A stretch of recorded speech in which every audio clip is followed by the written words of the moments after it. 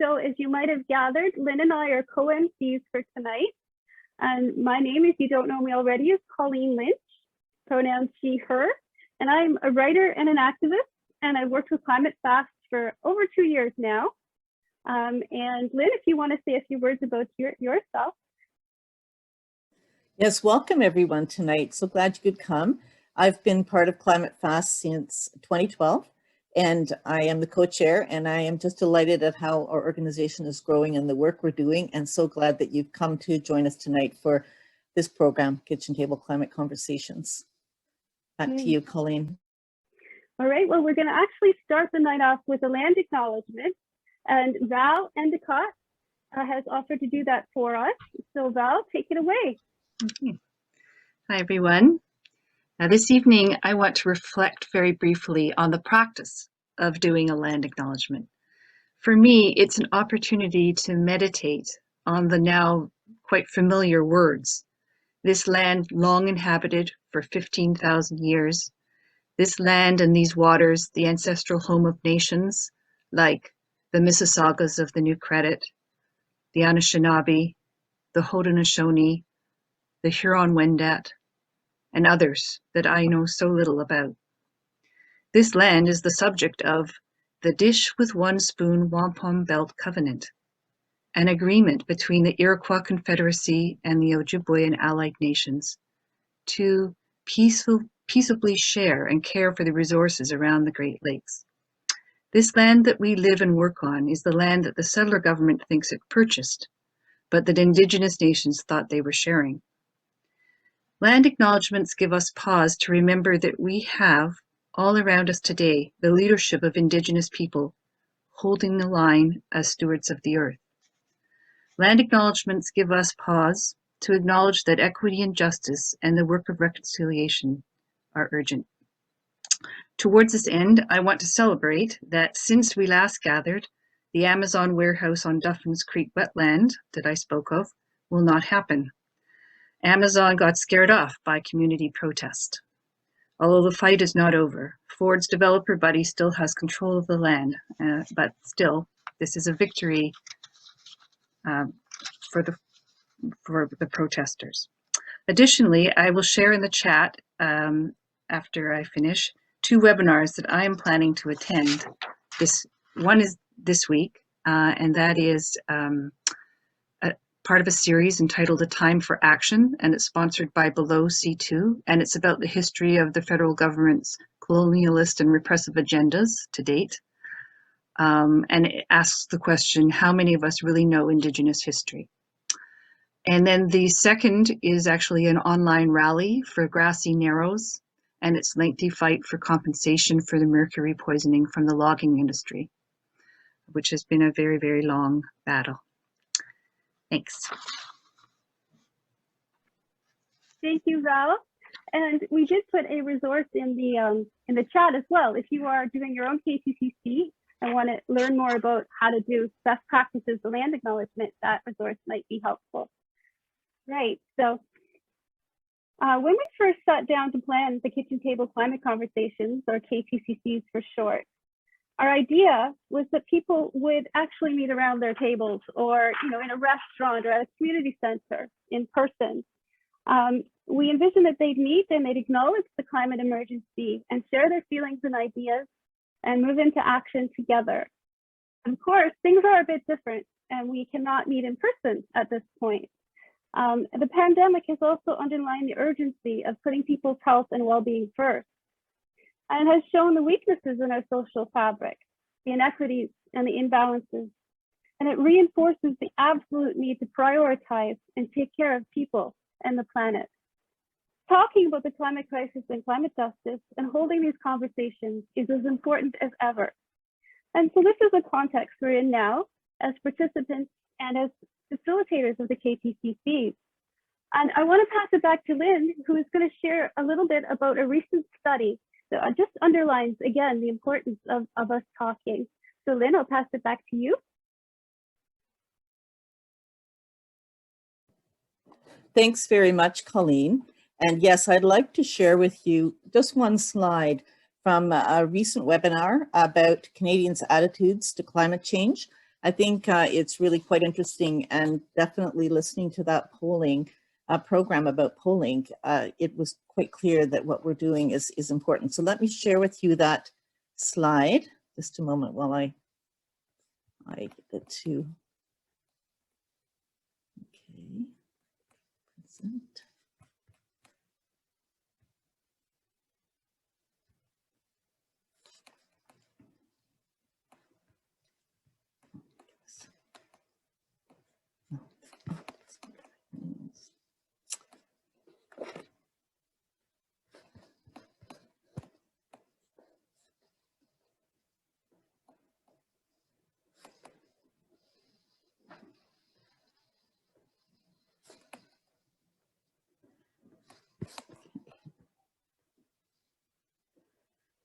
Okay, so you'll see on this slide that 45% are passively concerned about climate change. It's a real problem, but they're actually not engaged yet, whereas 25% of us are alarmed and active, hopefully active to some degree or another. And part of what we're doing with Kitchen Table Climate Conversations is inviting those folks to get involved, to get more involved, because we need a lot more people actively involved.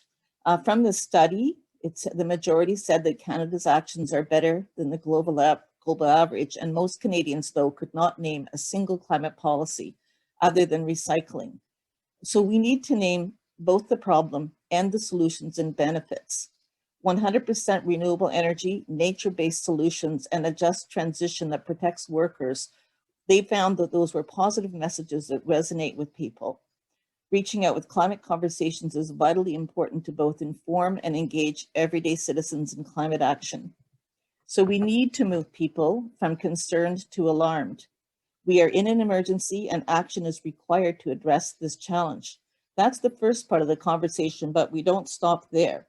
We need to be clear that responding positively to this challenge is a choice that we can all make and that our politicians must make, and that this choice will bring many opportunities and benefits. So we can see how important it is to hold these conversations. So we are very glad that you are here with us tonight. We are offering this training to you as part of the gift economy. We are glad to offer it to you without a fee. If you do enjoy the training and are able to do so, please do consider making a donation to help us keep building our climate action program. Now over to Colleen to introduce this evening's agenda. Hi again. So if you weren't here, I'll just tell you what happened in our first webcast. We actually had some speakers, and with them we explored the importance of talking about and working for climate justice. And we had an introduction to the KTCC process and the facilitation process in general. But tonight we're going to run a conversation from start to finish. So I'm going to just show the agenda for tonight so you have an idea how it's going to progress. So there it is, and it's actually agenda for tonight, but it's basically the agenda we have in our toolkit as well.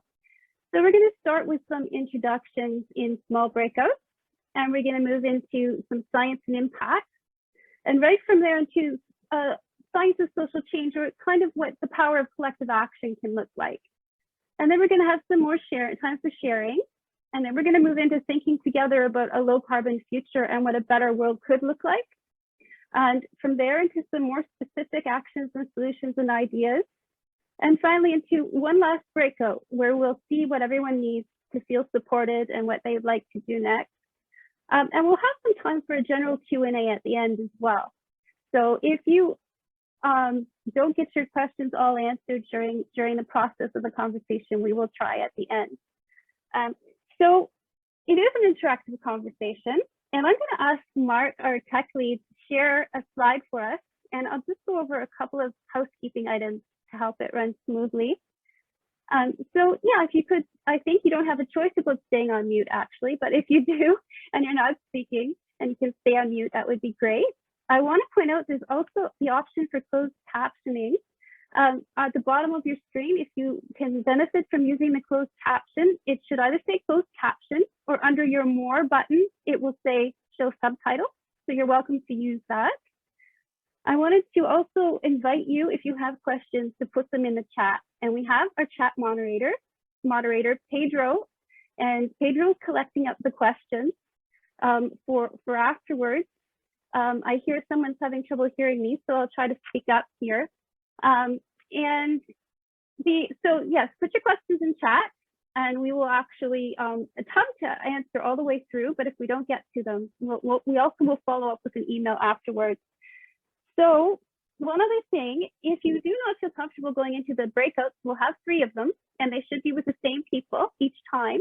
If you're not comfortable, you are welcome to stay in the main space with our tech lead, Mark, if that's a better option for you. And one more thing, I want to extend a special thank you to our co-sponsors. We have one of them speaking, a representative speaking tonight from Africa Climate Action, and we have Community for Climate Action North Etobicoke. So if you're from North Etobicoke, there will be some special things that you can access. And Fridays for Future Toronto. So with that, one other thing, if you have any trouble throughout, you can always private message one of the Climate Fast team, and we'll try our best to help you out. And so I'm going to actually hand it back to Lynn to get us started now. Thank you, Colleen. So now you're going to be sent to breakout rooms to begin the conversation, just as you would in your own Zoom session. You will have a facilitator.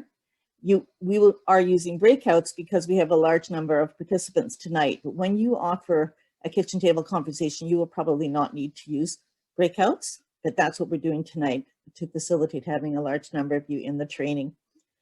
The purpose of the first breakout is to introduce ourselves and the reasons why we're here tonight, what our concerns are about climate, and what we're hoping to learn from the session. So you'll see that the questions are in the chat, and you will end up in a group where the facilitator will take you in a go-round to share on those questions. What brought you here today? What is one hope or concern about climate? And what would you like to learn tonight? So tech people, can you put us into the breakout rooms? Well, I'll start to give you just a little longer to think and to, all right. So I would say my journey here started with my brother, who is an environmental scientist and who has 2 young children, and how he used to talk about how concerned he was around the supper table. And when the TMX was approved, Kinder Morgan, he lost it. And that really impressed upon me, you know, how critical it was to make changes. And a hope or concern, well, I really hope that in this recovery process from COVID, we use it to build back better. And you might have heard that phrase, but I'm glad it's catching on. And I would like to learn, just as we go through this process, just more about what everyone is experiencing and, you know, and how they might go on from here. Okay, so I'm going to pass it on. I'm going to pass it on to the first person I see on my left, and that's Natsuki. Hi, thank you.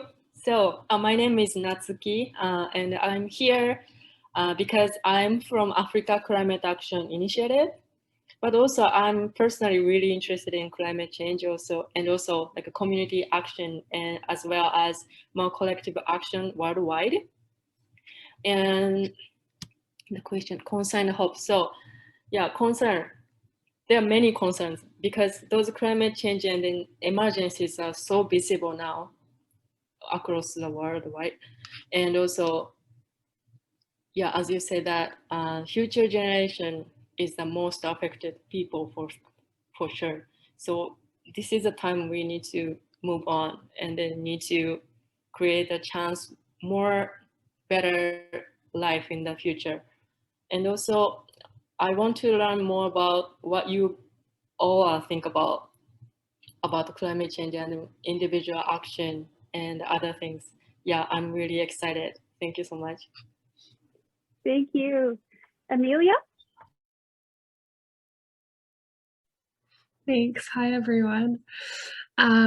So reasons for being here today. I mean, I guess there's lots of reasons, but what brought me here was just, yeah, a lot of like outrage and emotion and feeling really sometimes hopeless and powerless about the climate situation. And I think now it's been some time that I'm just trying to learn as much as I can to feel less hopeless and more empowered, and also to be able to have conversations about it, effective conversations about the issues, because I have so many emotions about it that sometimes my conversations with my community or my loved ones are not, I don't think they always are so well received or even just clearly delivered, quite frankly.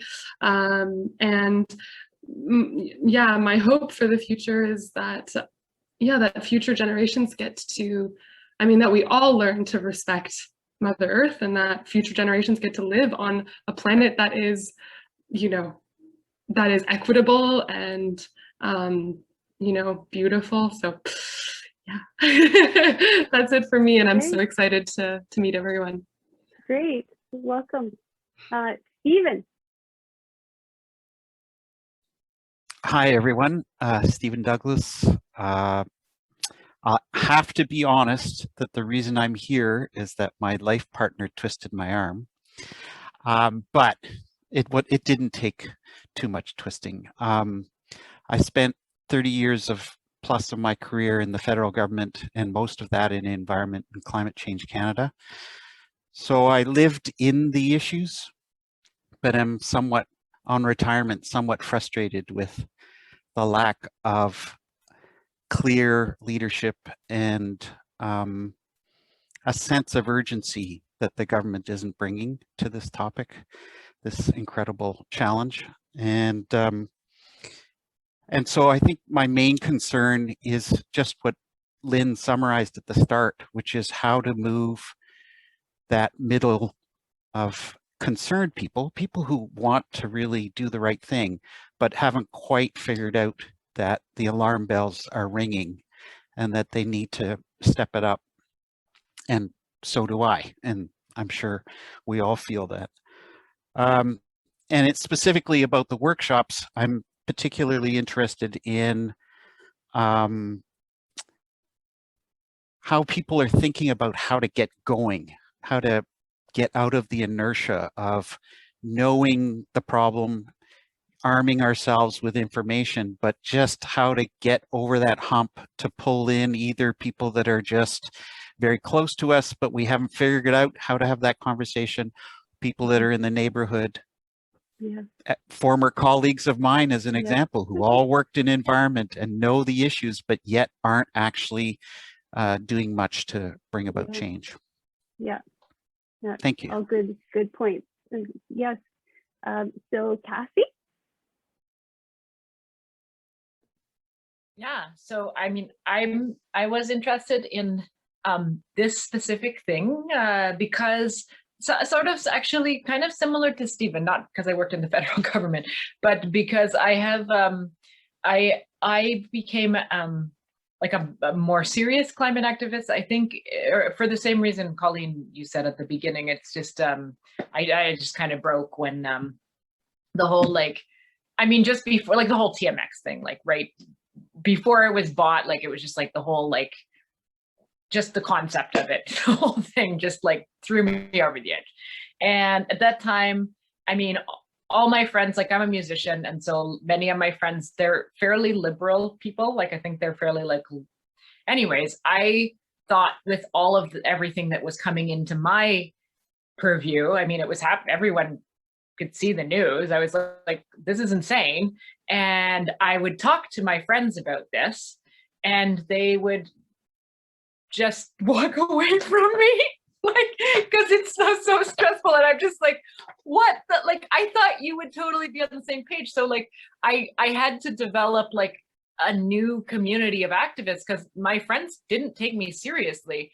And so yeah, I'm very interested in, like, how to bring more people in, because they would definitely be in the 45% kind of category, and just, like, you know, innocently being shocked at, like, how difficult it was, like, just being like, oh, of course they're gonna get it, they're seeing the same thing as I am, but it doesn't always work.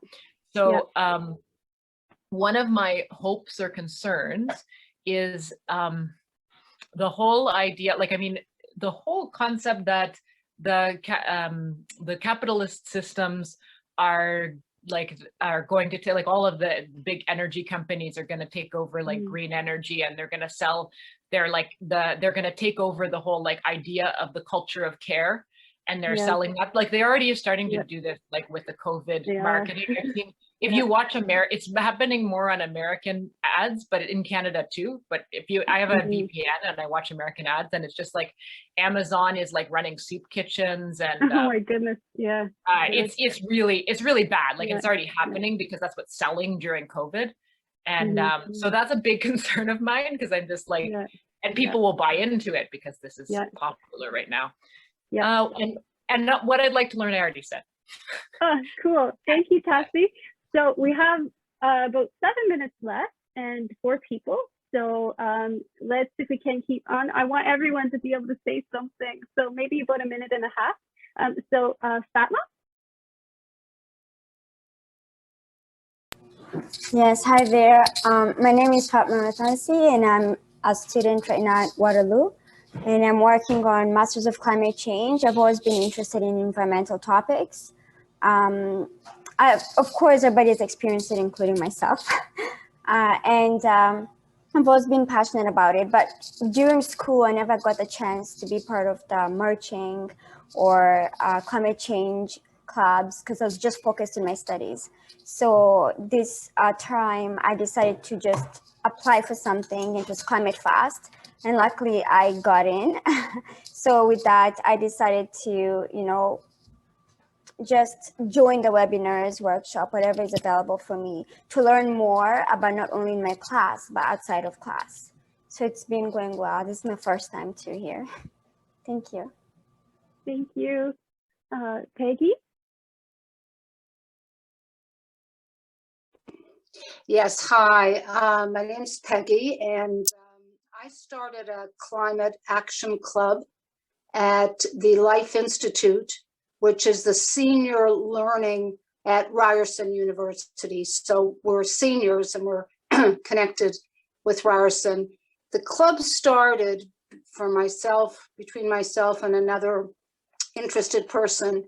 And over the year, we now have over 100 club members. So it's been extremely exciting, and we're doing all kinds of things, and we're trying to mobilize what we call the Silver Army, which, are essentially retired people recognizing that we have tremendous resources to offer the younger generation. So we have 105 members, but there's 2,500 people that are at the Life Institute. So our mandate is, how are we going to move what we perceive, what Lynn says, certainly people are very concerned, but they're not active. So we're trying to engage the rest of the community. I'm a retired psychologist, so I'm very aware of behavior change. And to even start behavior change, you need to be able to talk about climate change. I think a number of people here have already said that. So learning some strategies in terms of how do you talk about it in ways that leads to behavior change and engagement rather than people turning off.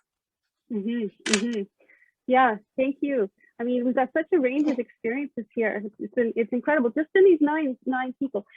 Nancy? Hi, my name is Nancy. I'm here because one of the champions, the program running by the city. I'm really impressed with the knowledge of the people who are here. And one of the issues that moved me here, because I want to learn how to engage the communities. Because the main issue is that we have to do something, but we cannot do everything by ourselves. But if we find the way, the path to engage one and that person replicate to another person, we can achieve what we want for the environment, that is reduce our footprint for the environment. I'm so excited to learn from all of you that are here. Thank you. And thank you. And Doris, last but not least. Hello. So I'm actually working with Natsuki in the African Climate Action Initiative, and I'm a student at Seneca, and through our community practice course, I joined to try and learn how. I mean, there's lots of reasons, but essentially, I'm in here because of my school. And I also am very passionate about the climate because it's our home. And there's no reversing what we've done to the planet. The only way is to just try and do our best and save the planet, essentially. And we do it by little actions that we do ourselves. People can see what we're doing. And I think that it starts individually as an individual. It may not seem that, like, you know, only us people can do something, but individually, well, we all can do a lot. And I think that this is a great opportunity. And I'm here to learn. I'm actually here to learn. I want to gain as much information as possible, so I can spread the awareness. Thank you, Doris. And there's a section coming up about how it's a contagion when people start doing things. It catches on.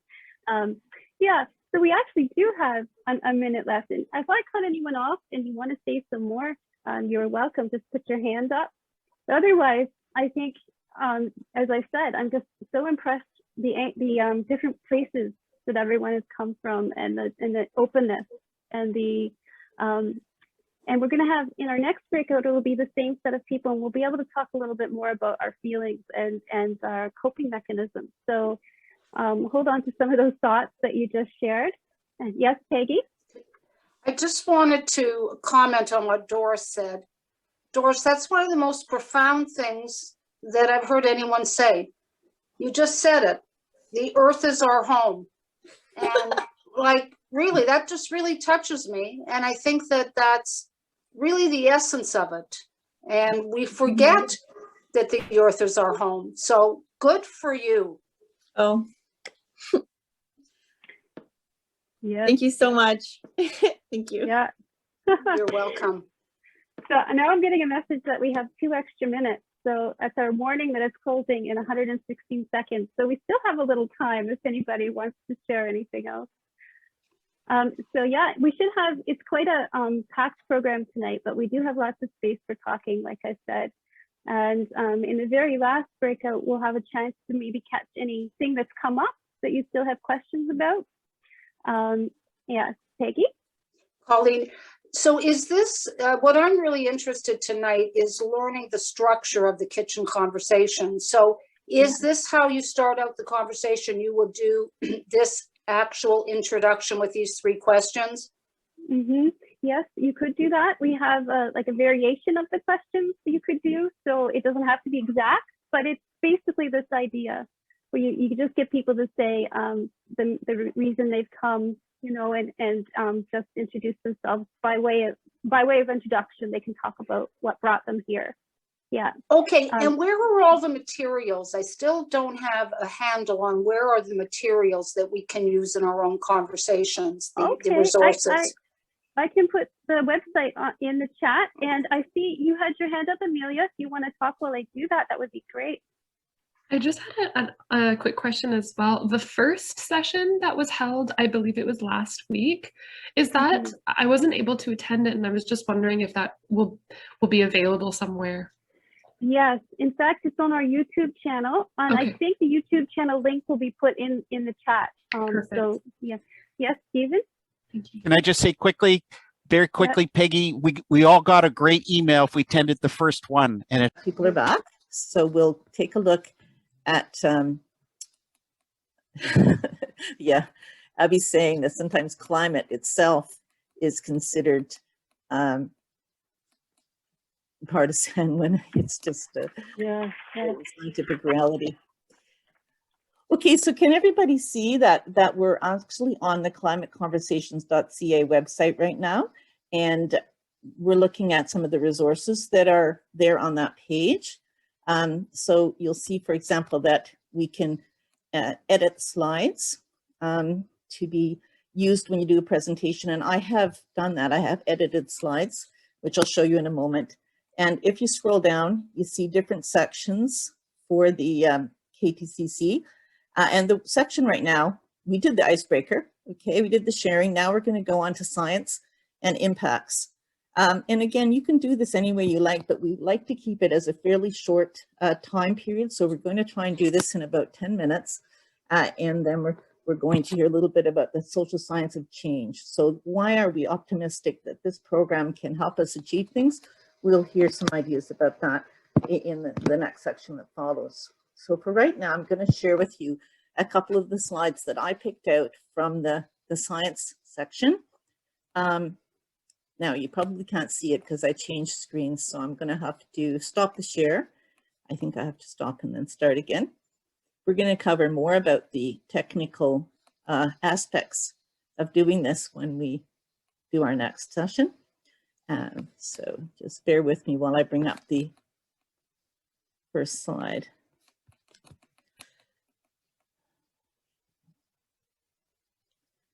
Okay, so here you can see, oops, you can't see it yet, but here you can see that, you know, if anyone in your group it doubts that the atmosphere is changing, these are the records of the CO2 levels.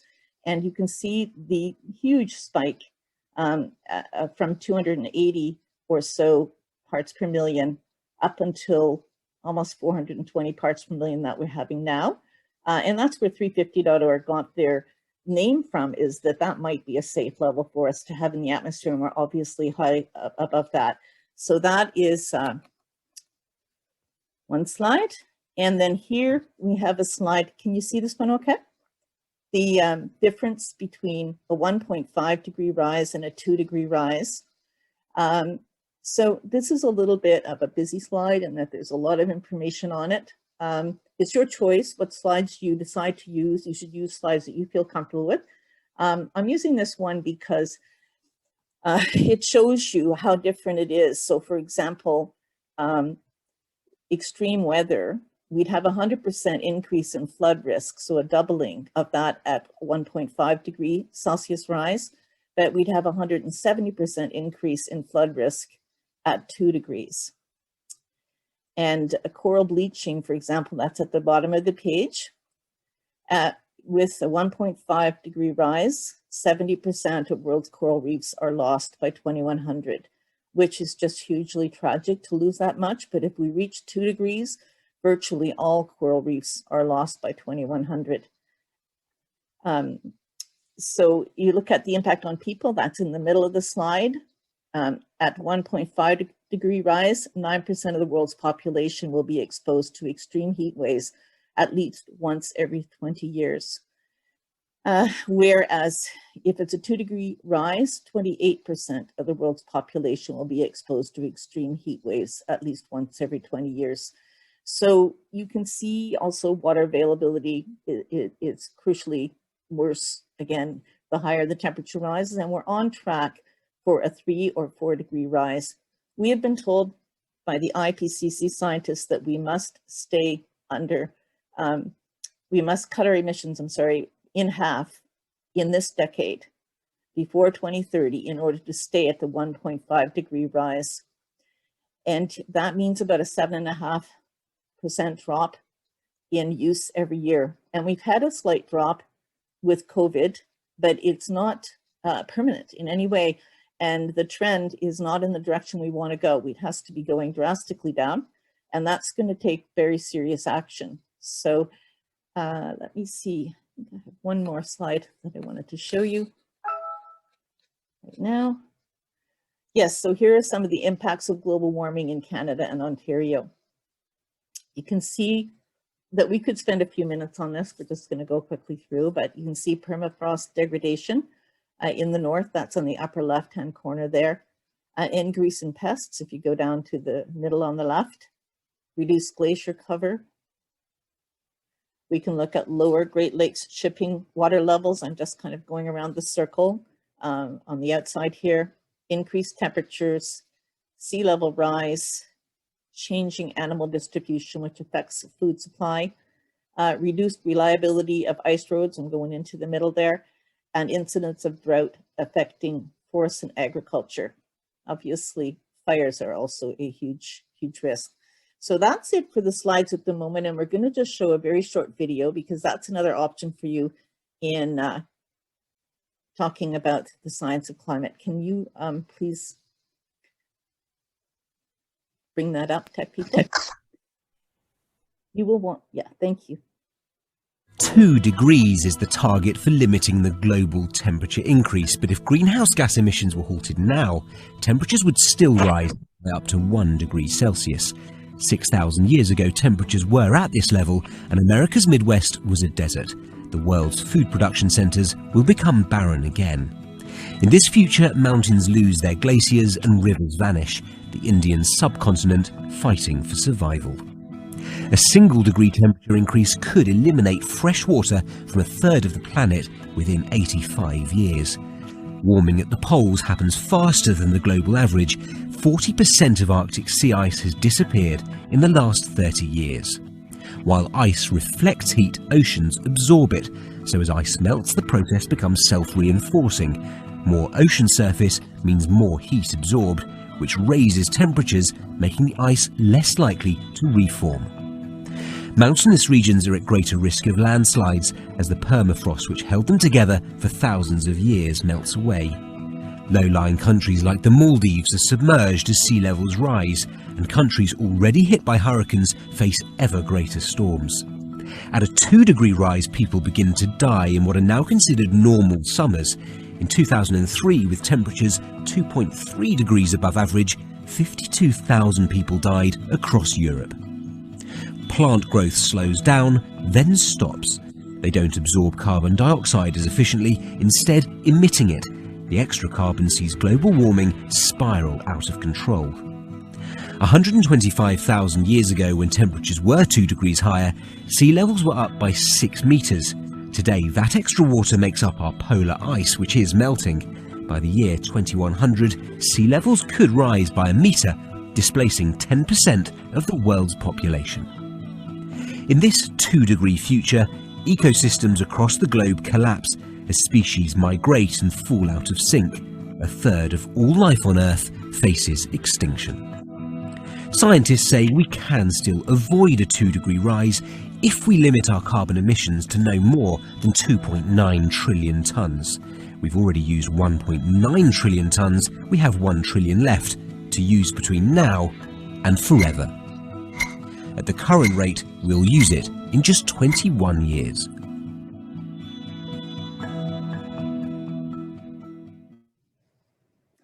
Thank you.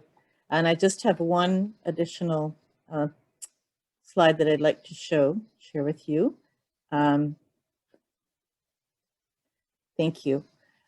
So when we're talking to the politicians and when we're talking to the public, we need to be able to show them, here's the problem. You know, Canada is not doing what we need to take our carbon emissions down, and we are not leading the world. Apparently 89% of people think we're doing our part or better.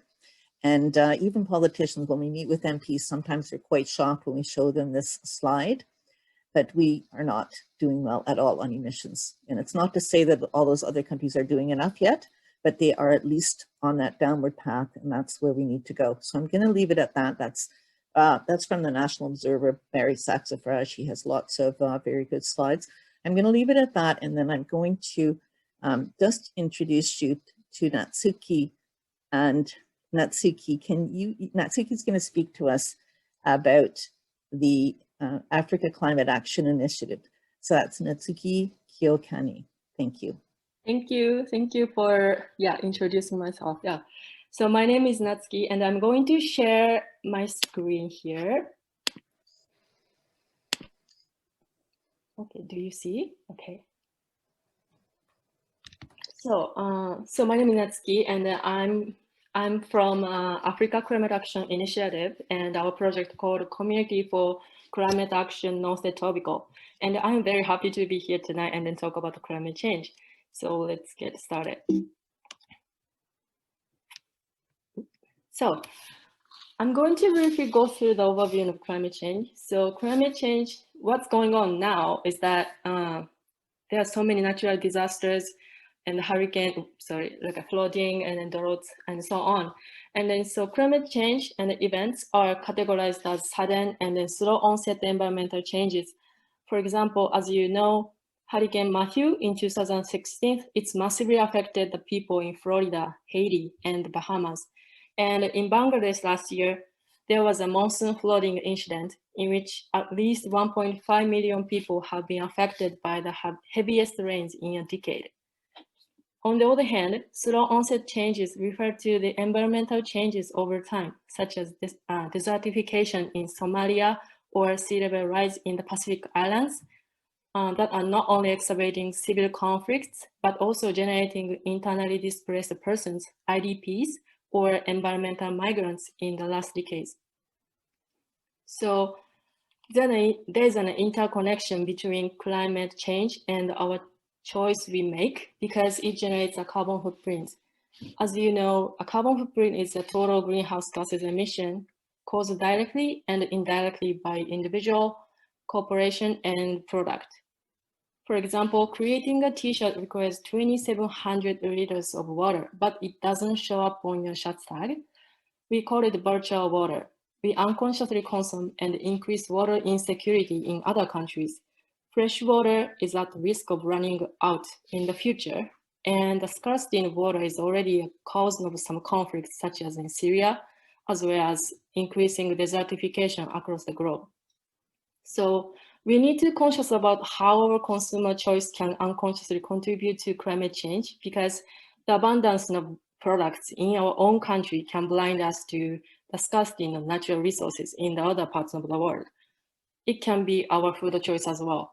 Canada has a sufficient amount of food, but Canada's food loss and waste accounts for 58% of the total food produced, of which 32% is still avoidable. That can be allocated to support communities across Canada.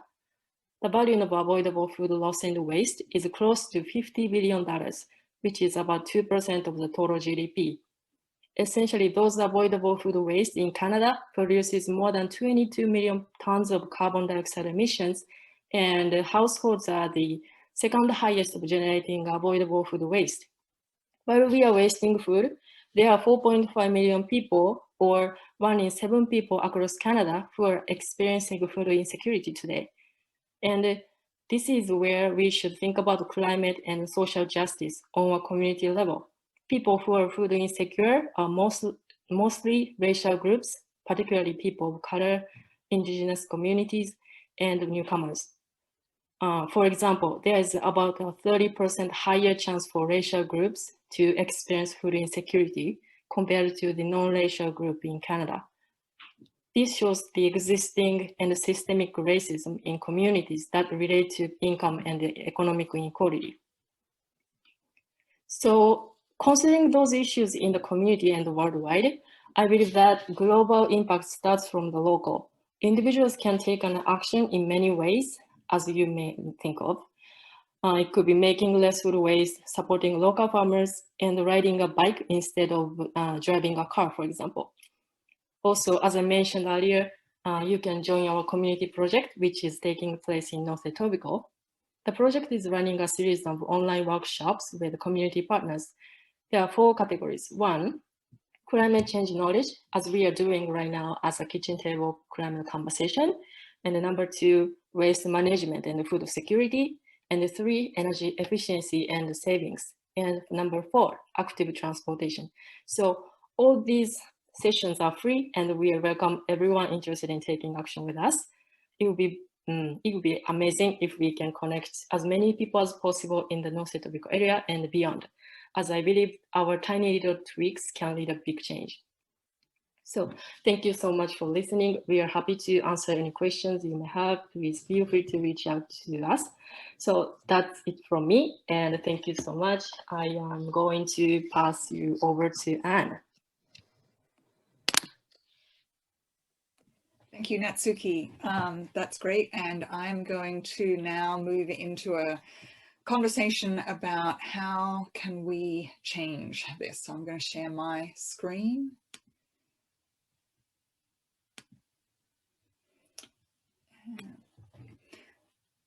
Okay, so how do we get our government to take action on the climate crisis? One answer to this question comes from the political scientist Erica Chenoweth.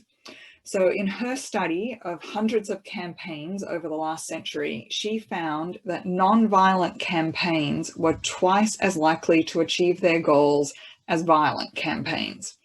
And further, that once a non-violent campaign had achieved the active and sustained support of just 3.5% of the population, it almost always succeeded. As Chenoweth put it, no government can withstand a challenge of 3.5% of its population without either accommodating the movement or, in the most extreme cases, disintegrating. So here in Toronto, where I am, that would be 85,000 people out in the street, which we may almost have achieved in the last big climate rally before the pandemic hit, and 1 million across Canada. But of course, we need this in a sustained way. And Chenoweth looked at this. She was looking at the examples such as the People Power movement in the Philippines, which succeeded in toppling the Marcos government, the thousands who participated in Gandhi's various civil rights and non-cooperation campaigns in the movement that secured India's independence from Britain. And she points out that non-violent protests work for a number of reasons. They're welcoming of a broad range of participants, in contrast to violent campaigns, which require people to be fit, young, and healthy. Non-violent campaigns welcome everybody. Everybody can get out into the street. And they also tend to attract the less active who sympathize with the cause. So if you're looking out of your window and you see 6 people gathering on the lawn to protest something, you might think, oh, I don't know if I'll join that. If you see 600 people out there, you think, oh, maybe. But if you see 6,000 people out there on the street, you might think, yes, I'm going to get out there too. So as the movement grows, it develops its momentum and encourages us all to get out there and affect change. So this is one of the ways in which change is affected, and we can see the momentum starting to build here in Canada and across the world. But there are other ways also in which change can be affected.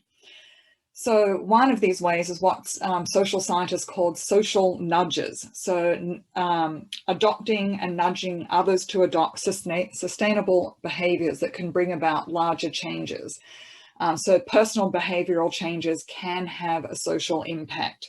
So this is not to say that we should focus entirely on individual lifestyle changes, that that's the answer, which it most certainly is not. But it does mean that individual lifestyle changes can add up to larger changes. So one experimental study suggested that when a minority pushing for the adoption of a new social norm reached 25%, that triggered a tipping point in which the rest of society adopted a social norm. Other studies have shown that even when one person makes a sustainability-oriented decision, that will nudge other people to do so too. For instance, of people who knew someone who had given up flying because of climate change, half flew less as a result. So the effects of people, the decisions made in your social circles, the decisions you make will affect change more broadly. Personal behavioural changes can also be encouraged by government. We see this in Toronto with the promotion of the green bins for organic waste. Now we're all starting to deposit our organic waste in the green bins, which incidentally is now going to be used to produce biogas, which will fuel the very trucks picking up this waste. So that's another benefit there. And we see this with making bike share available, the extension of the bike lanes. This too is nudging people to adopt sustainable lifestyle changes. And a combination of personal and government approaches can be effective too. So we see governments offering incentives to install solar panels, and that encourages homeowners to act. but in an effect known as social contagion. When neighbours see someone putting up solar panels, they are more inclined to put up solar panels themselves. So you'll see a street, one house has solar panels, more houses will start putting that up. My dad just put up solar panels on his house, and I know that there are other houses in his street in which also have solar panels. Talking about climate action is also really important. And when you do so, it's really important to both address the problem and immediately address the solution and address the co-benefits that come with climate action. So there are many examples here. Green walls, green roofs soak up carbon dioxide in our atmosphere, but they also bring nature into the city, they improve the insulation of the buildings, they beautify our urban space, and they can boost our mental health as well. Community gardens are wonderful. Community gardens produce food with a lower carbon footprint, it's right there, but they also produce fresh food, they enhance food security in neighborhoods, and they enhance community well-being. They bring us together, so multiple effects on our health and well-being. Biking can be fun, it reduces emissions, and it's good for our personal health and good for public health as well. So when you're talking about climate change, talk about the solutions and talk about all the benefits that can come from taking action. Another really important thing when thinking about taking climate action, and that is joining a group. So I once went to a film festival, which was a climate film festival, and a young director who had produced a great film on the climate crisis and some climate solutions was asked the inevitable question, what can I do? How can I help? And his answer, which has really struck with me, and I've repeated it many times now, his answer was, there are 3 things you can do. Join a group, join a group, join a group. And I think that is just so true. A group can provide social support. Individual voices count, but our collective voices can count so much more. In this picture, we see people who are part of the Canada-Africa partnership that Natsuki is also a member of. They did a bike-a-thon and raised funds for climate solutions in Africa. And below you can see an image there of Climate Fast members outside Toronto City Hall, where they were no doubt advocating for climate action at City Hall. And so these groups, joining a group, can make so much of a difference. And stories of success. Stories of success are so important when it comes to talking about climate change, climate solutions, and imagining our trajectory forward. And so one story of success to share here, which you're probably all very well aware of, is the story of Fridays for Future and the move from just individuals taking action to what has become, in a very short space of time, a global climate movement. So we see here in this set of pictures, Autumn Peltier, who's a young Anishinaabe water activist speaking to the UN in March 2018. Greta Thunberg staging her lone climate strikes in August 2018 in Stockholm. Then the image there of Sophia Mathur, who was the first young Canadian to strike for climate. That was in November 2018 up in Sudbury. Moving to Toronto in December 2018 with the support of Climate Fast. At that point, it was a group of parents and children and students. We got together and we organized the first climate strike here in Toronto in December 2018. Then the students really took over the leadership of that movement. And by September 2019, less than a year later, we had possibly up to 100,000 people on the streets of Toronto demanding climate action. So this has been an incredible success story, and we need to keep pushing. And Fridays for Future Toronto have continued to support Indigenous land defenders, continued to support climate action. And in fact, the next global climate strike is going to be this March the 19th, this Friday. Of course, it will be an online event, but I know so many people are very keen to get out on the streets again after the pandemic, but they're continuing to take action online and in their communities now. And to close, another story of success. This is the establishment of TRANSFORMTO, which those of us here in Toronto may know. TRANSFORMTO is the City of Toronto's climate action strategy. Climate Fast was a very early supporter of the creation of TRANSFORMTO. They organised a grassroots campaign, got a petition with over 15,000 signatures asking City Council to fully fund TRANSFORMTO. They brought in young children also were very much part of that and met with councillors to say, you know, that climate action was really important to them. Council responded by unanimously approving the establishment of the creation of TRANSFORMTO.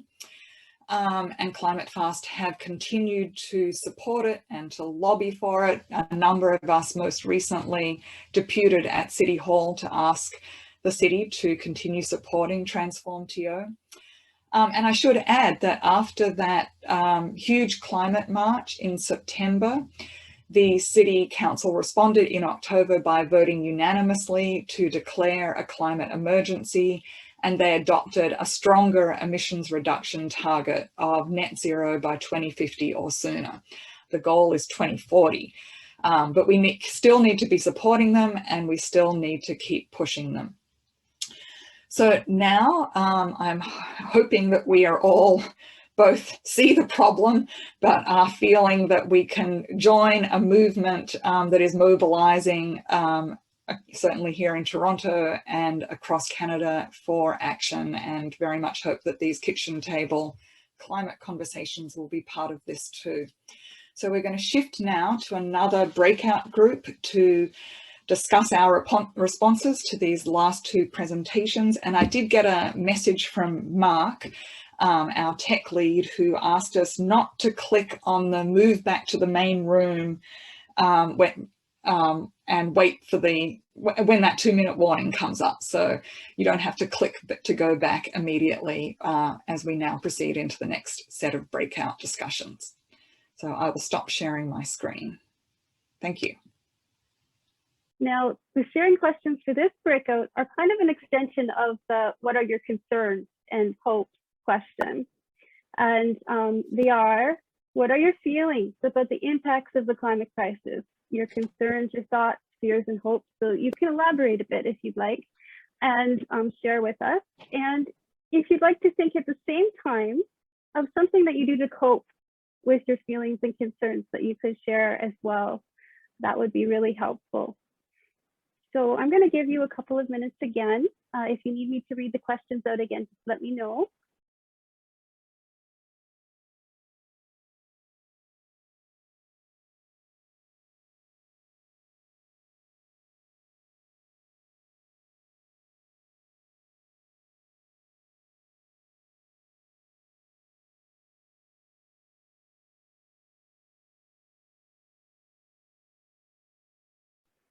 So for this one, I think whenever you're ready and you want to share, just put your hand up, or those of you who I can't see, you can let me know either in chat or put your virtual hand up with the reactions button, and we'll just go popcorn style and share.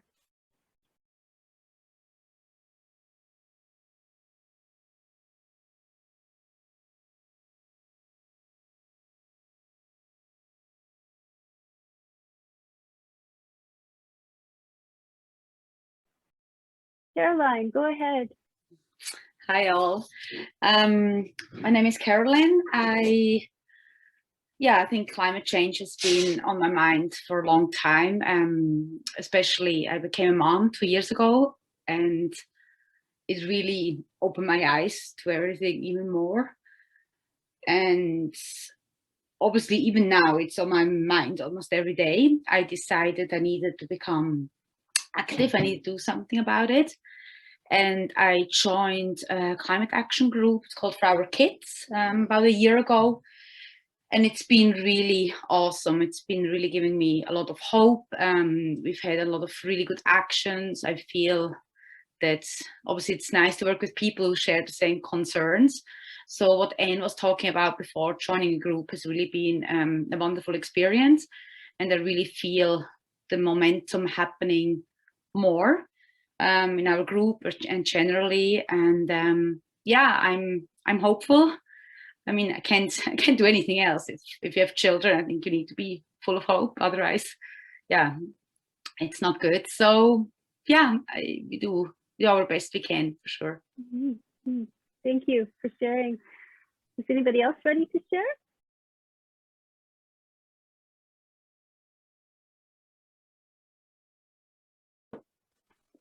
Peggy, go ahead. Thanks. In terms of feelings, I think, you know, among others, a feeling of frustration, certainly as I've started the climate club that I've talked about. It's hard to imagine that, you know, we have a group that's very, very educated, you know, as I told you, at Ryerson, and it's hard to imagine how it is that only over 100 people out of over 2,000 are engaged. So it can be frustrating, but that's not a useful emotion here. In fact, being frustrated can get you into a lot of trouble. And if you get, I think my experience is if you get into a kitchen just a general conversation, and that frustration leaks out, tends to turn people off. So I'm very aware of that. And I find, again, just as Caroline said, that taking collective action is really so useful. I mean, you feel you're doing something effective. It is fun, and it provides a lot of support. So I think that's, you know, a really important point. Yes, thank you, Peggy. Does anybody else want to share? Cassie?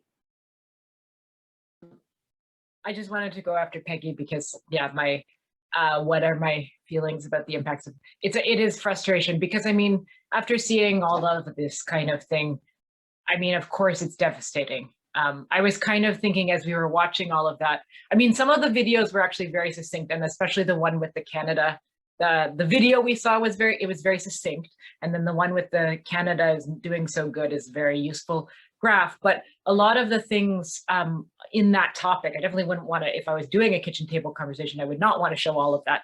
And I would want to be very limited, because I find that these are the things that actually people see, like not just me, like, I mean, we all see this stuff. And so it's kind of what makes you turn away.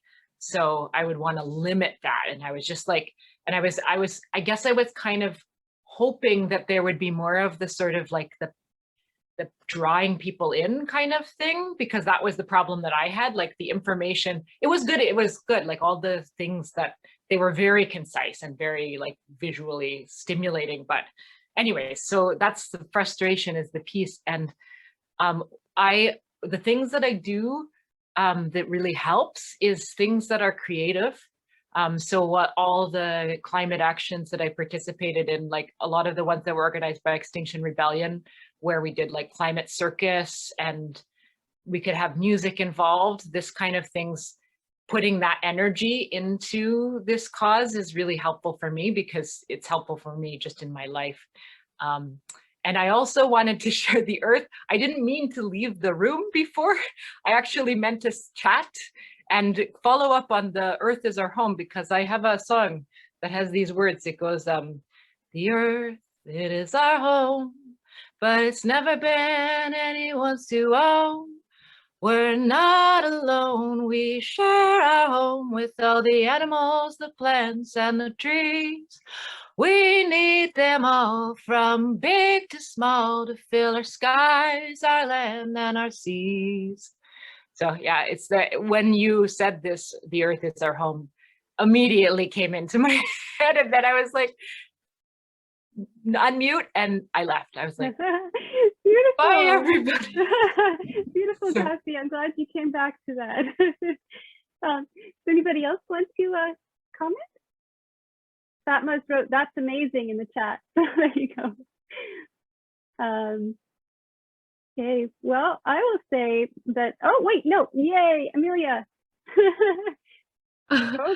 I'll just go briefly. I mean, a lot of what's been shared really resonates with me too. And I feel like there's also been a couple of stages, including like hopelessness, which I still sit with sometimes, and hopefulness.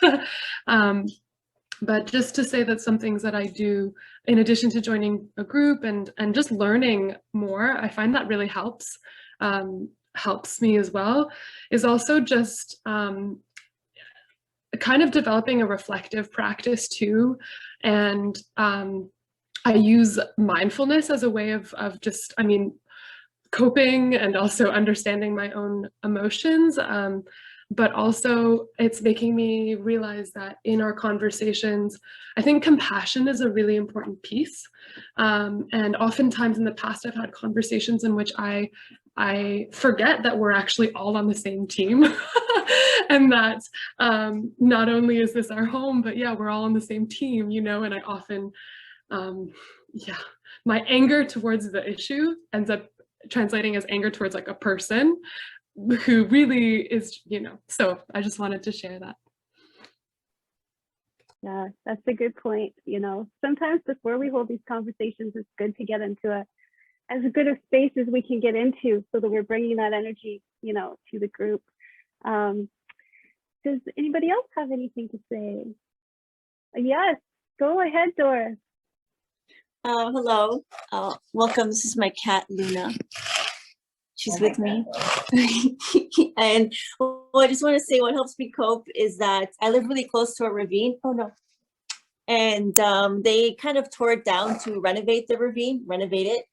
I mean, I guess it's nice that they're renovating it, but nature is very resilient and it grows really fast.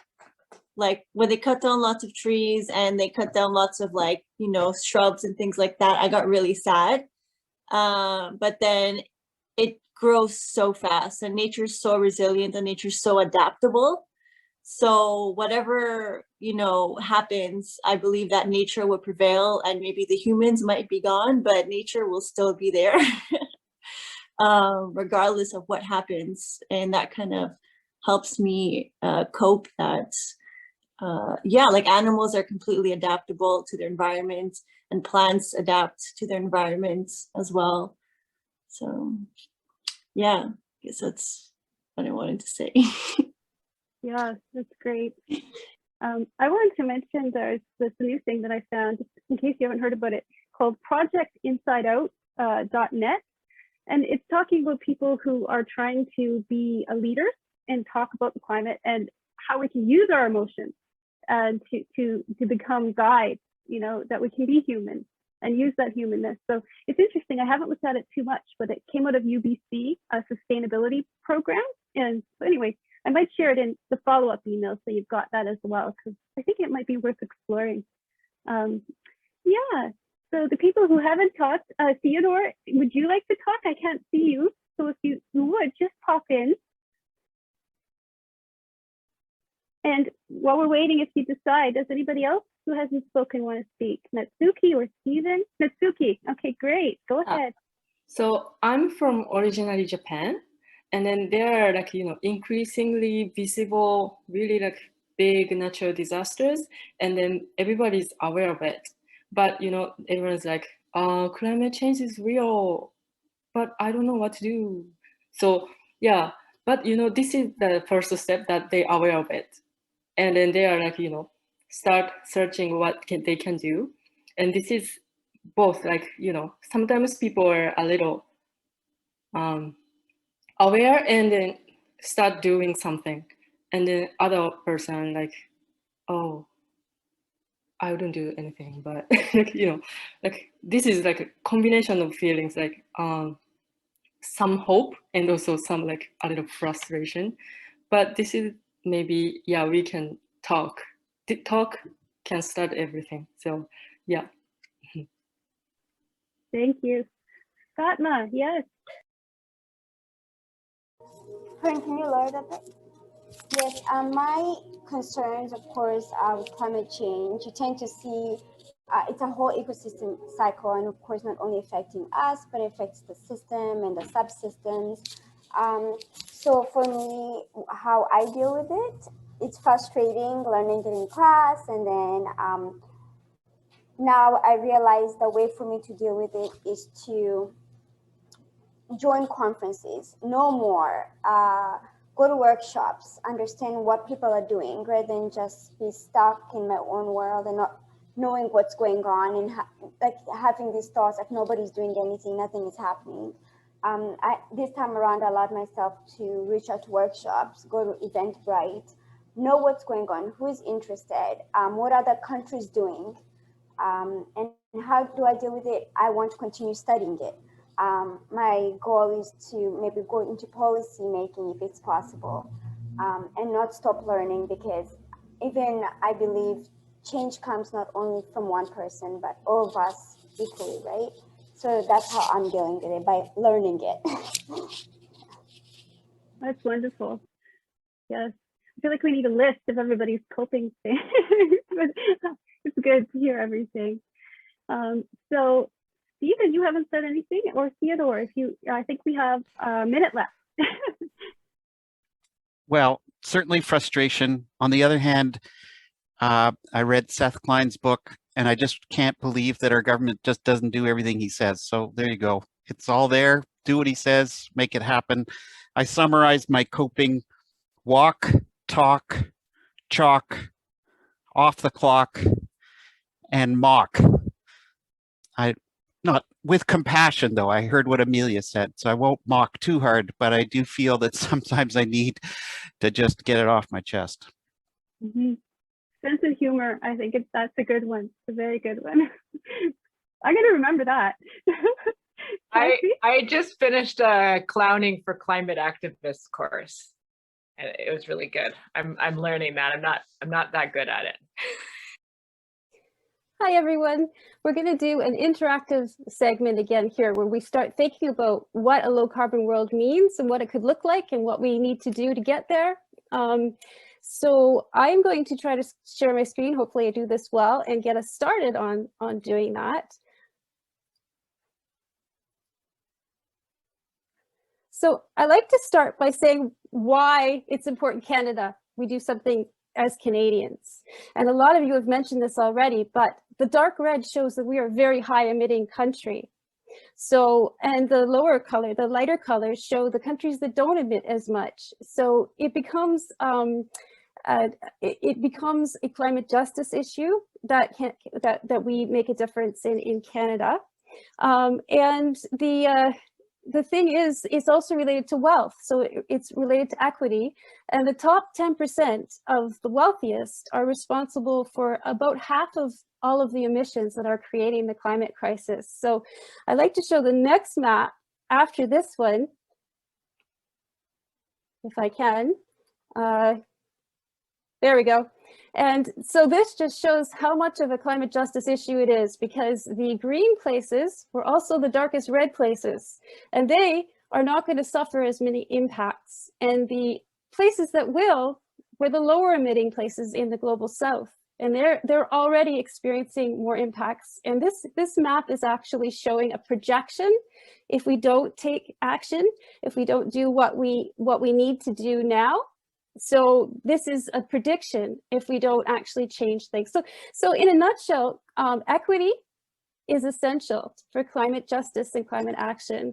So I'd like to show this just to say why it matters, because we're a small country, but we make a big impact. So where are the areas that we can take action? I like to look at this so that we can start thinking about what it is that we can do and what we need to ask for to change. And this is a national emissions. And the red on the bottom is actually the oil and gas industry. So they emit more than any other sector in Canada, and it's the tar sands that's the biggest. I think it was a 400% increase in emissions from the tar sands in the past few years. And the second area is transportation. So this is where the driving comes in, and on a, the uptake in emissions here are the SUVs and the light trucks and freight. And the third area is buildings. So that gives us an idea on a national perspective of the top areas. And in Ontario, this is Ontario, and it's pretty much the same. We have transportation and buildings. And then just to give you a local snapshot, some of you in North Etobicoke may have seen this. This is our climate plan for the Toronto area, TRANSFORMTO, which is a really good plan and it's worth supporting. But they show in Toronto, buildings are the top source of emissions, and then transportation, and then waste. And some of the programs that Community Climate Action North Etobicoke, they will be talking about later that you can get involved with, are going to address these three areas and what we can do together about them. So thinking about that, here is our interactive exercise. This is called the quadrant exercise. And I'm going to actually do a poll, and hopefully you can all participate in the poll. And then we're going to look at this exercise again. And these are 4 levels: on the individual level, community, industry, business, and government. And we're going to brainstorm around it and see if we can come up with ideas for action. So, but I'm going to stop sharing for a minute and let Ray put up the poll so that we can all take, yes, thank you, Ray. So your top choice will be what we brainstorm on. So if everyone wants to make a choice, that would be great.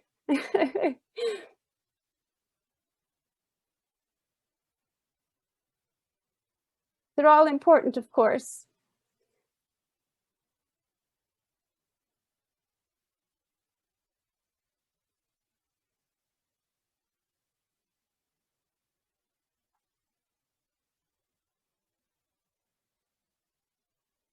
It's great. About half of you have been able to vote.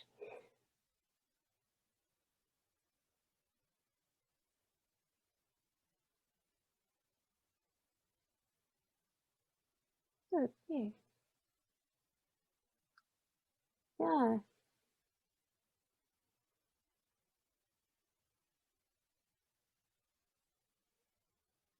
Just about everyone has voted now. That's great.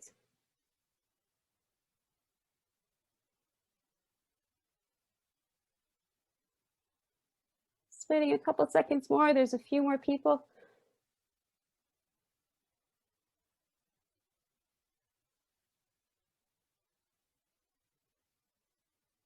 Okay, that's great. So I'm going to end the poll.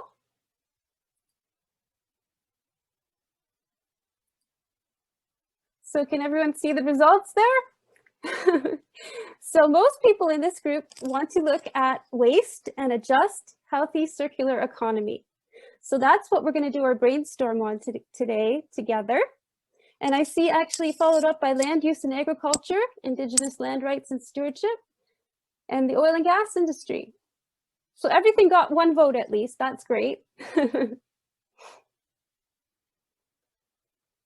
Okay, so I'm going to screen share again, and I'll explain this, how we're going to try to make this interactive. I call this the lightning brainstorm. And what I'm hoping that people can do is share in chat. What I will do is I will read out a question. There are 4 questions in total, and I'll say go. And our chat monitor, Priscilla, is going to help us by counting. She'll time it out for about 45 seconds, and she'll write stop. And then I'll move on to the next question. So let's see, the first question. What are some actions you could take on an individual level to address the climate emergency when we're thinking about waste and a circular economy? So what are some actions you could take on an individual level? So go. So share your ideas in chat.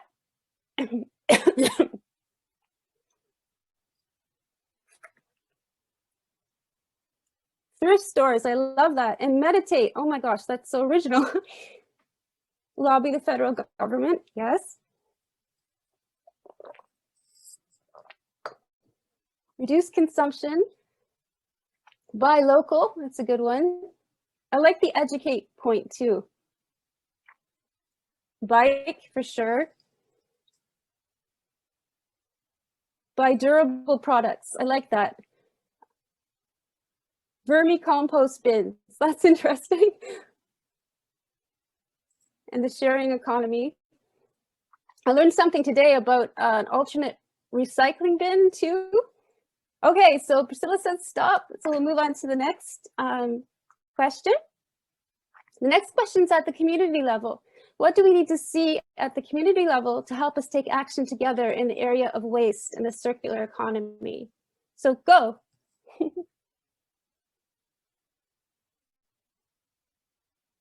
What could we see at a community level? I actually know there's some programs going on in North Etobicoke now. Repair cafes, great. Buyers co-ops, that's an interesting one, David. Toy swaps, they sound very useful. And shared resources, you know what? I think that is really key. And maybe even in COVID, we've seen how to share resources and hopefully can learn from that. And the recycling process needs to be rethought, yeah.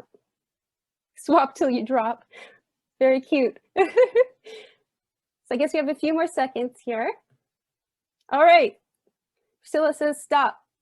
So at an industry level and a business level, what changes do we need to ask for from our economy, industry, and business to enable a livable, low carbon future for everyone in the area of waste and a circular economy? Go. So what do we need from industry and business to help us achieve our goals in this respect? I think some of the other answers could apply here too. Stop investing in newer, yes. Stop planned obsolescence, I'll add that one. Waste is a design flaw.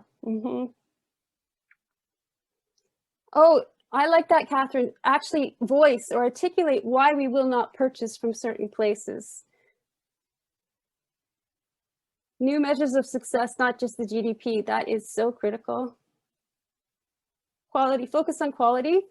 I think that's true about a lot of things, yeah. Eliminate the privatization of waste and pollution, yeah. Okay, last question. And now this one, oops, I skipped there. So what do we need to see on a government, what do we need to advocate for together to ensure a swift, equitable, and widespread change in the area of waste and the circular economy? So what do we need from the government level? Go.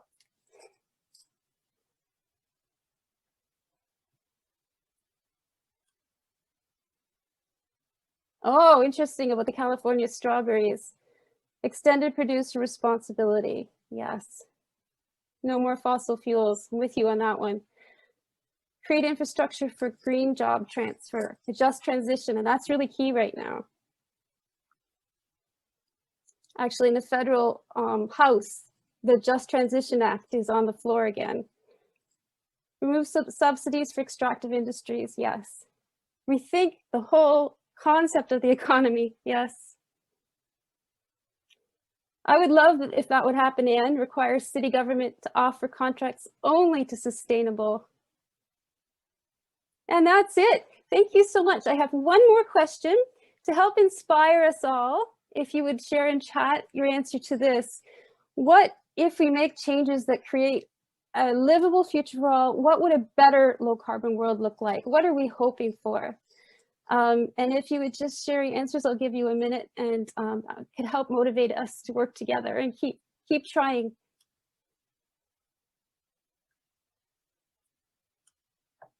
Yes, nutritious food produced locally. Beautiful.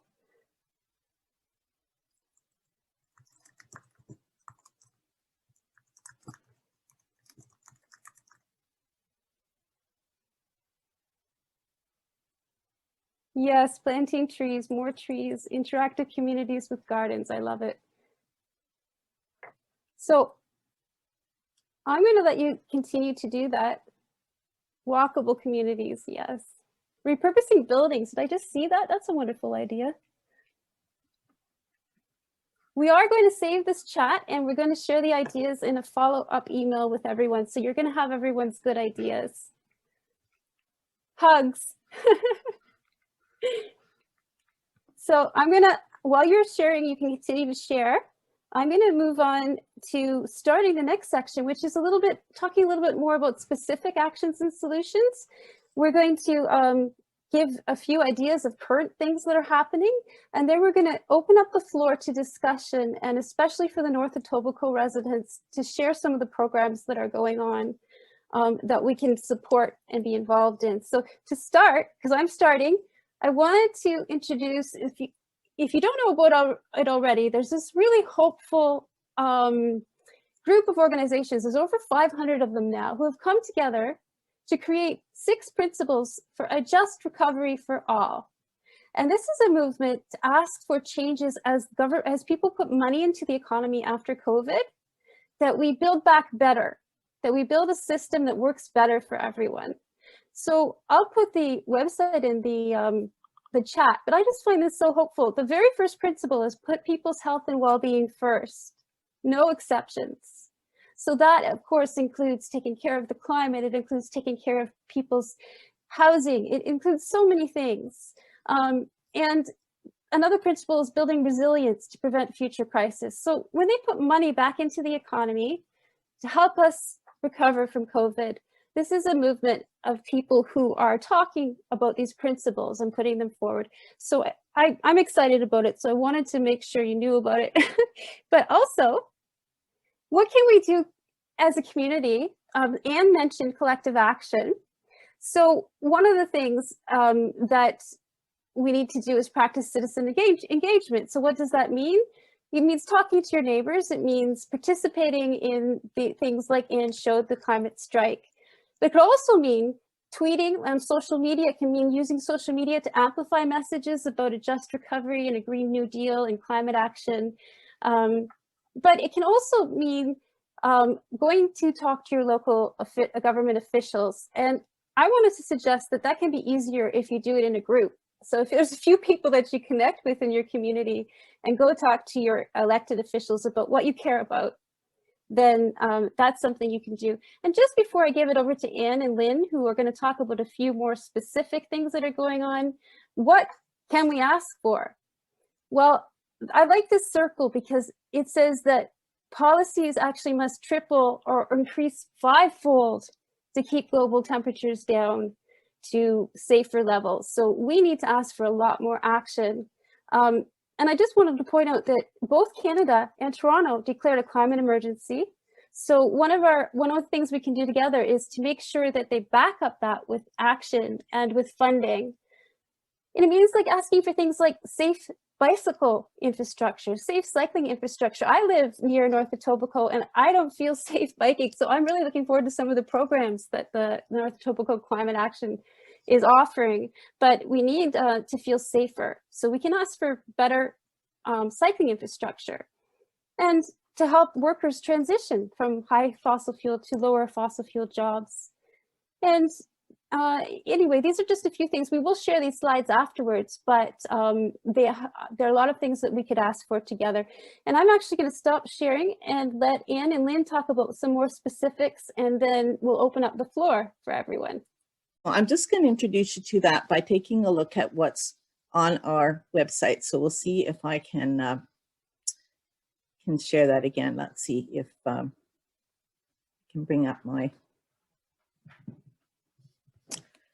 Okay. Okay. So what I've done here is I have my own set of slides. I took the downloadable slides, the ones you can sort, and I've put them in an order for us to have a look at. So let me see if I can get the present view, and we can share that.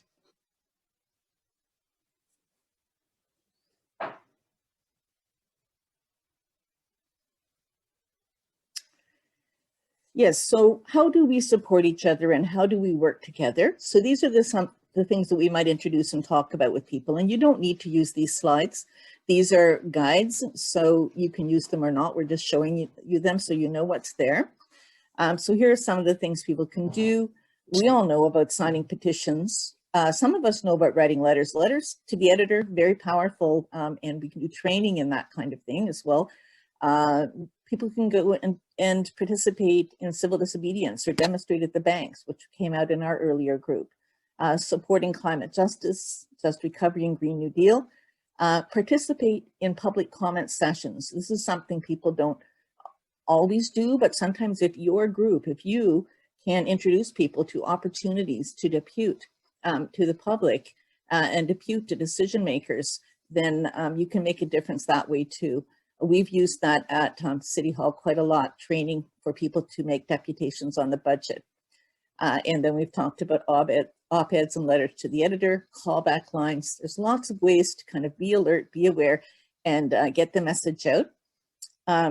You can make an appointment with your MP, MPP, or your councillor. And we wanted to talk just briefly about success stories here. And when you're doing a conversation, if you've got a success story to share, do that so people understand that it makes a difference. So Citizens Climate Lobby here in Canada spent about 10 years lobbying politicians in Ottawa, and over that time kept repeating the message that a carbon price would be a good thing, that the public would accept it if the money came back to them, and that it was the only way to have a high and rising price for carbon was if some of it at least, or all of it, is coming back to people's pockets. And so we now have that as our what's it called, the fallback position across the country. If a province does not have another system like cap and trade, then they need to adopt what's called the federal backstop, which is a carbon price, and it's supposed to rise to $170 a ton by 2030. So we're on a good path with the carbon pricing, and that is directly a result of focused lobbying over a decade by Citizens Climate Lobby members. They went twice a year to Parliament. We've also been down to the States and helped lobby in the States as well. We've done that. And during elections, you can raise concerns at all candidates meetings with candidates at your door. We've had stickers made that say, I'm a climate voter. So even if you're not home, the person who's dropping off the flyers will see that it's a concern of yours. And certainly supporting and encouraging candidates that make climate justice a true priority and voting. Those are important things to do. There's some contacts there. And then, you know, does your municipality have a climate action plan? So find out if they do. Have they? Okay, so great. So you can see the questions again, I hope. So this is basically what you would do with your group, but also it's for you as well. So we can talk about if you've got any other questions about what you need, where you're at for talking about or holding a KTCC yourself. So if you were doing this for other people, the questions would be, what are you most interested in now? And what next steps might you consider?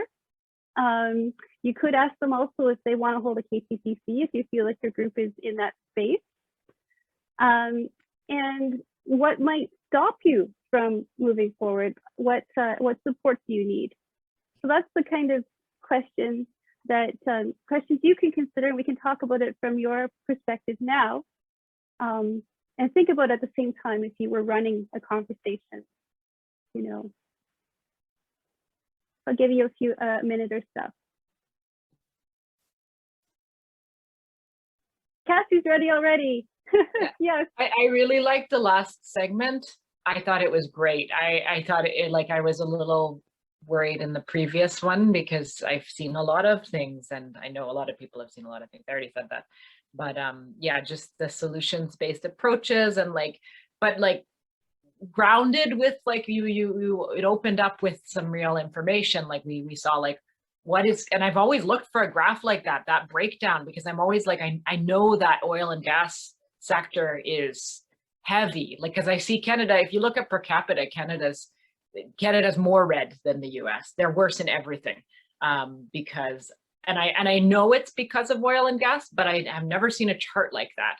So that was very useful. And I'm feeling I'm thinking about Caroline.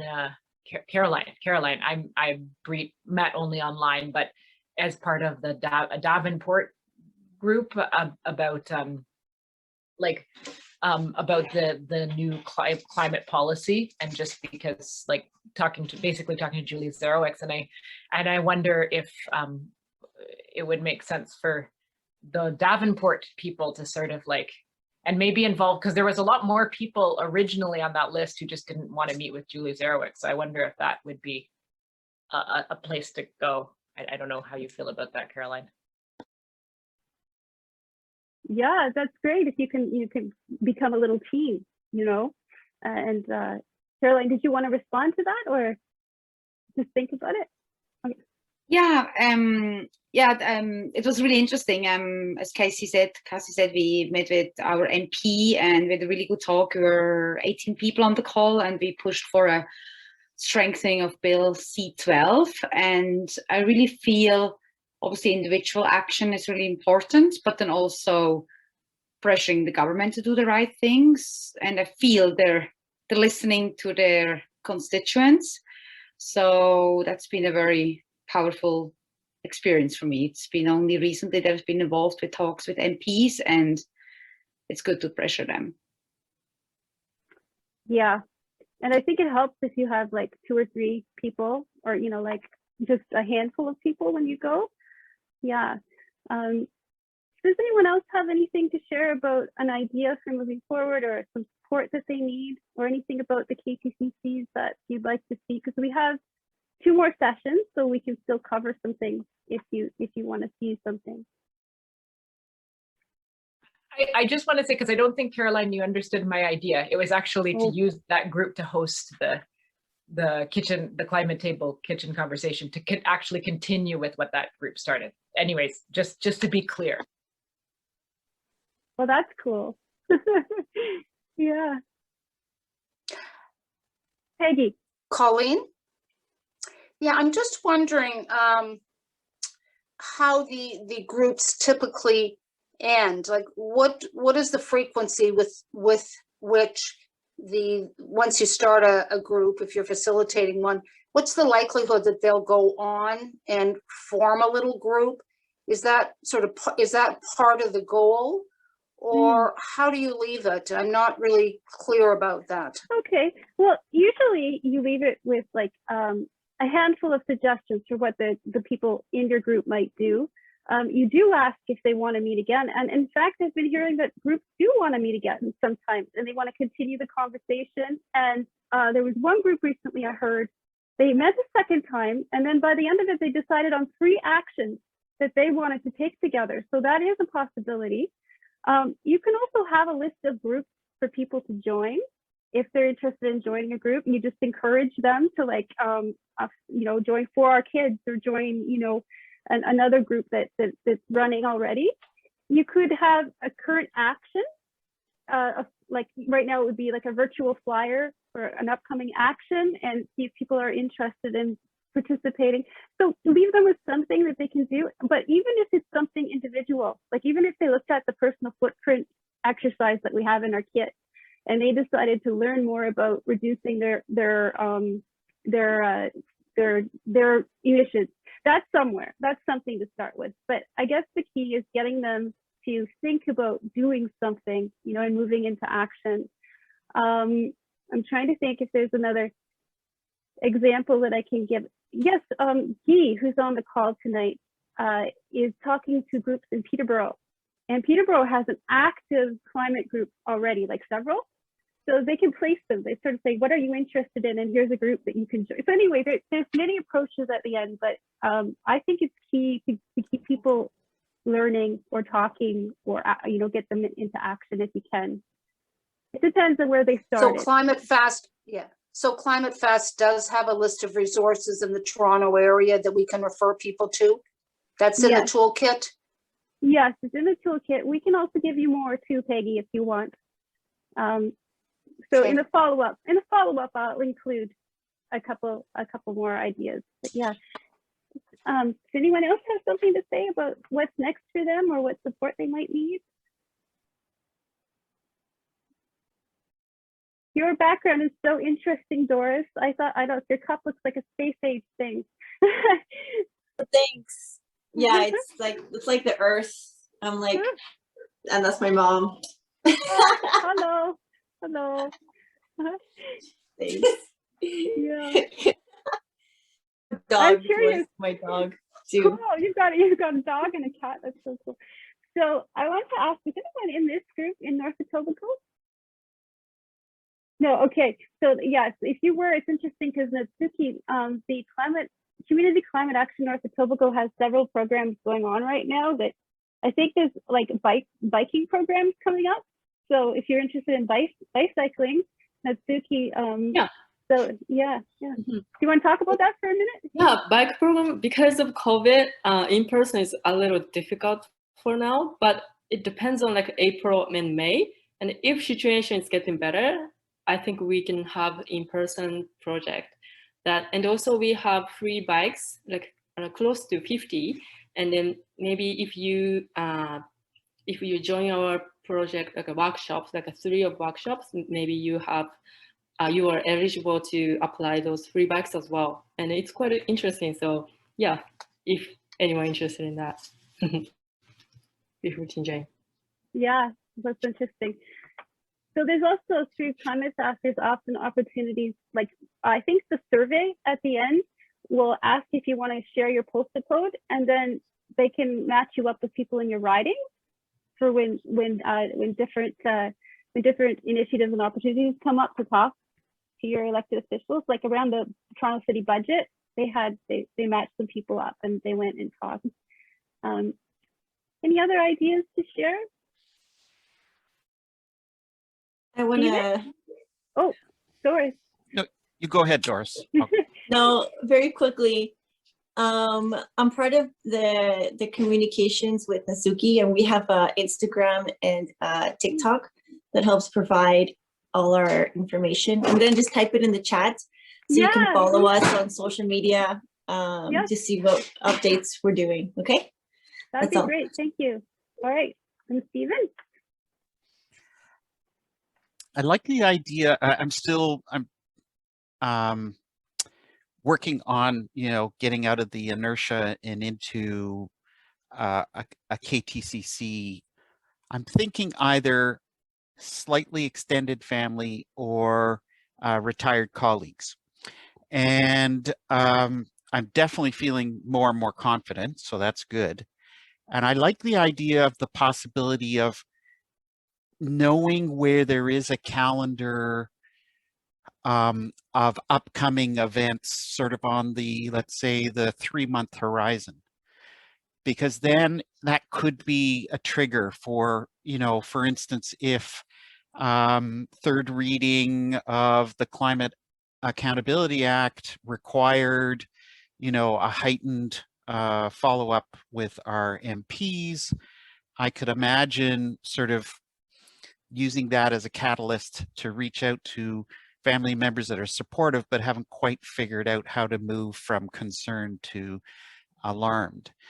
So I think that would be sort of cool to sort of figure out, okay, when would I plan my KTCC so that it was in sort of sync with having a potential action that I could link it to. And the other thing that's in my mind, the other thing that's on my mind is, and I don't know whether KTCC, Climate Fast has been thinking about this, but it'd be interesting over time to try and figure out how to get at our own little sort of survey that we do that measures people as to whether they're still in the concerned or whether they have, through conversations, have moved into alarmed.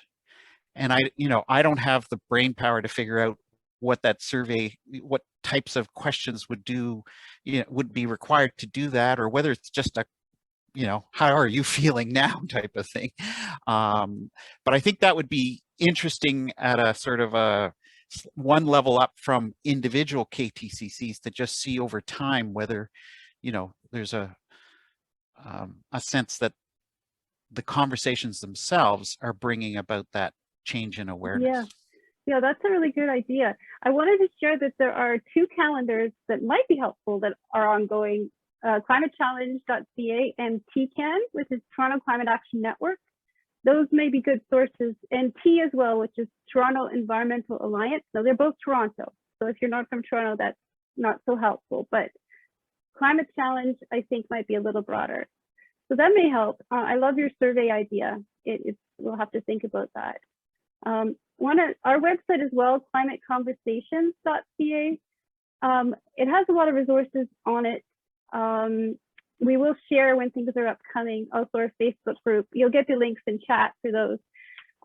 but we also welcome feedback, and we love to learn. So if you do end up having a conversation or approaching having a conversation, and you find something that you think might be helpful for us to know, please do let us know. And we're going to compile resources from people's experiences as we go along as well. We started already, but it's nice to hear what people have figured out. And I think I actually, Cassie, added music for climate justice to one of our resource lists already. So it's up on our website. But yeah, so anything that you find is helpful. Yeah, so we've got at least 4 more minutes. And Fatma, did you have anything you want to share? You haven't spoken yet. Not really. I was just listening. Right now, I don't have many ideas because it's my first session, and I'm just listening to what's going on. That's okay. It. If I have anything, I'll just let you know. You'll pop in. Okay. All right. And Amelia, did you have anything you want to share? No? Yes? No, I feel similarly to Fatma. I'm just taking it all in, and I'm excited to attend the rest of the workshops in this series, and sort of maybe from there see what's next. Great. Peggy, I see you have your hand up, and then Cass. Yeah, I'm just wondering, Colleen, at the end of this, at the end of the series, if we were interested in being a facilitator, is the expectation that we would find our own kitchen conversation, our own group, or are there groups that you have that you would set us up to be the facilitator? That's a great question. And we would love to have some facilitators who are willing to be matched with groups that would like help. So it could be either. And if you want to be a volunteer facilitator, let us know, because we are also hoping, like Stephen mentioned, that in working up to the elections that are upcoming, the provincial elections, we do want to have KTCCs in different ridings. And we expect maybe to find some groups that would like to have a KTCC held. So there'd be definite room for volunteers if you would like. And you don't have to do it alone. We can buddy up, buddy up with someone and make you feel more comfortable. Yeah. So, that's excellent. Thank you. You're welcome. Yeah. And Cassie? Oh, I was just asking the question I asked in the chat. I just wanted to, but I saw the website. I think it's such an interesting program. So I'd like to learn and do it maybe. Yeah, me too, actually. Me too. I want to be more comfortable riding a bike in the city. Having come from the country where there were no cars. I just have a quick question. Sure. Okay, Peggy, I was wondering, because you said you did psychology, and Stephen talked about alarming people, right, about the climate change and what's happening. How would you use that in a behavior psychology to alarm people in a way that you don't scare them, but you allow them to know that it's happening and you need action? Okay, I've got a phenomenal resource for you that I think is absolutely outstanding. His name is Stocknes, Stoknes. Have people heard of him? To mention that this has all been put together by a team. Our tech team I'd like to thank, and that's Mark, Ray, Sharon, Anna. Brian's also been helping out, and I believe Eileen as well tonight. And the program is designed by a team. We meet every Friday at 5, that kitchen table climate conversation team. So people are welcome to join our group. And Colleen has taken the leadership in designing and facilitating our meetings, making sure we carry on with this. She's done a great deal of work on materials. We've also had Sharon's input, Val, and Priscilla is involved.